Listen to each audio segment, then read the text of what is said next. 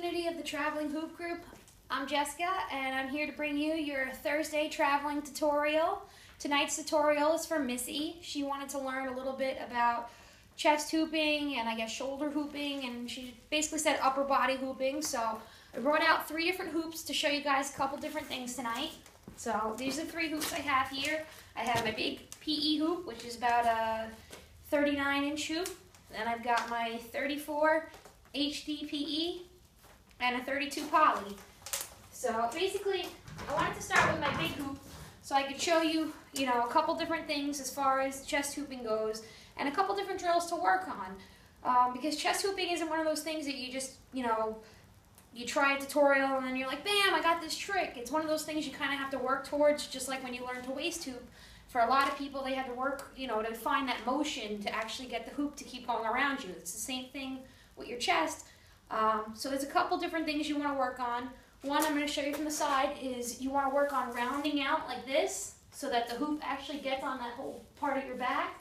And when the hoop comes around to the front, you want to work on pushing your chest forward so that the hoop has something to go around in the front. One good tip or thing to work on to do that is actually without a hoop at all, and you might see this in belly dancing tutorials, is just moving your chest, and it's basically a chest isolation. And what you want to do is you want to work on popping the chest forward and back.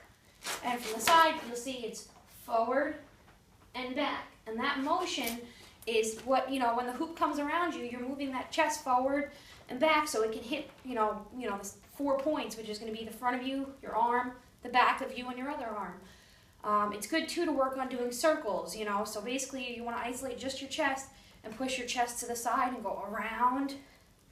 And you want to also work on doing that in both directions. Now, so let's get our hoops on. So another good thing to work on when you're learning chest hooping is to learn how to do the continuous breaks, just so you can get the feel of the hoop going around you. And what I mean by continuous break is we're going to let the hoop go around once, and we're going to stop it over here with this arm. And see, the hoop is basically sitting right on the nice crease of my arm right here. And I'm going to stop it with the outside of my hand here. Oh, inside of my hand on the outside of the hoop. So when it comes over, I stop it here. And this arm is actually going to be kind of back here. And it's going to come back around, and you want to stop it over on this side. So this is a good thing to practice, just to get used to having the hoop up on your chest area, having it up here. You'll see a lot of times when you do stuff, the hoop wants to travel up or down on your body. And this is a good thing just to get used to feeling the hoop go around you. Once you get comfortable with that, you can actually let it go around more than once, and stop it. And that's a good way to start to feel out where the hoop should be. But now if you want to actually do continuous chest hooping, you're basically going to take that motion and bring it around. Now the reason I chose to start with this big hoop is so you can see how slow it's going. If I go down to my 34 HDPE, when I try and chest hoop, I have to move a lot faster. Just like when you're waist hooping with a smaller hoop, you have to move faster. It's the same concept. So if you have a bigger hoop, I suggest you try that first, just so you can get the feel of it, and then move it down to your smaller hoop. A lot of times going back from one hoop to the other, you'll find that eureka, aha moment where it's like, yes, this clicks finally. Another thing I wanted to show you is actually how to bring it up while you're waist hooping. So if you started and you're waist hooping, you can see I like to turn in the direction that my hoop's going. So my hoop's going to the left, so I like to turn to the left because it slows the hoop down for me. Now when you're trying to actually bring it up, all you want to do is that same waist hooping motion that you're doing, but as fast as you can and as hard as you can. And if you actually sit there and move as fast as you can, the hoop wants to come right up your body. It might not at first, but just keep working at it and keep moving vigorously. It'll come right up. When you finally get that really good motion, if you start and it's all the way down here, quickly it'll come right up.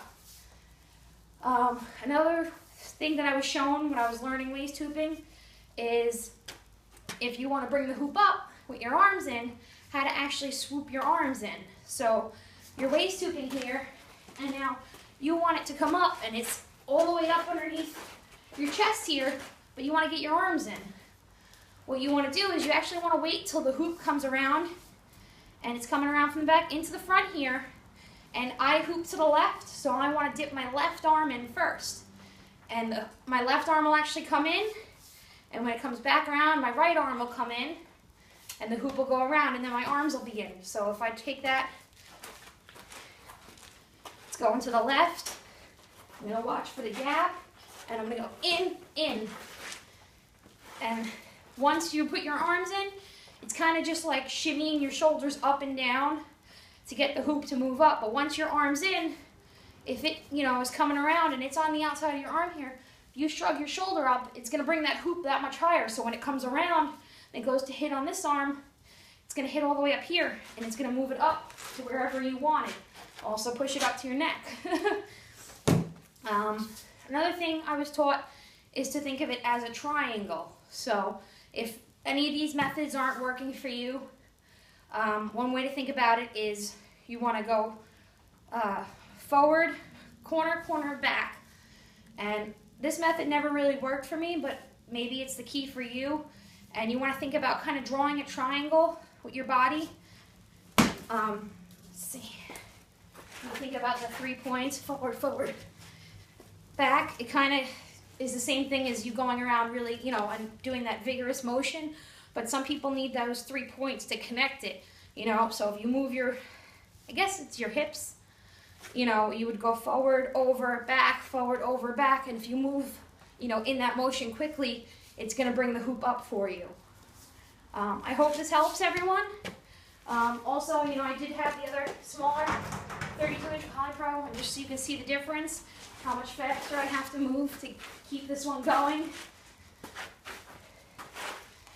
So definitely, if you have multiple hoops, try all different sizes. It's a good way to learn. Have a lovely night, everybody out there in internet land, and happy hooping.